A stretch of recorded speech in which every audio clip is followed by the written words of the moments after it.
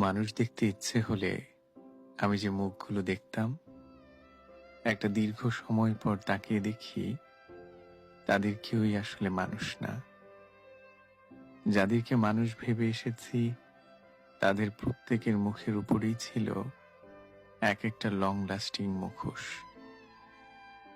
মুখের উপর থাকা ভারী মেকআপের মতো যে মুখোশগুলো সরতে খানিক সময় লাগে, সেগুলোকেই মানুষের মুখ ভেবে নিজস্ব অস্থিরতায় স্বস্তি পেয়ে এসেছে এতদিন। মানুষের সন্ধানে আমি বহু মুখ ঘুরেছি, কোথাও মানুষের দেখা মেলেনি। বিনিময়ে পেয়েছি এক একটা লং লাস্টিং মুখোশ। ভাবলাম এবার নিজেকে দেখি। মাথা তুলে আয়নার সামনে দাঁড়াতেই জাগ্রত বিবেকের সাথে সজোরে ধাক্কা খেলাম।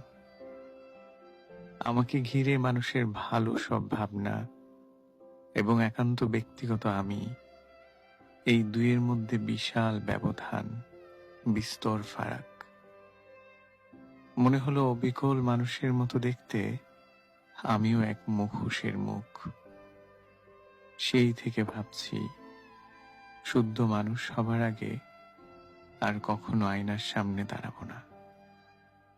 শুদ্ধ মানুষ হবার আগে আর কখনো আয়নার সামনে গিয়ে দাঁড়াবো না।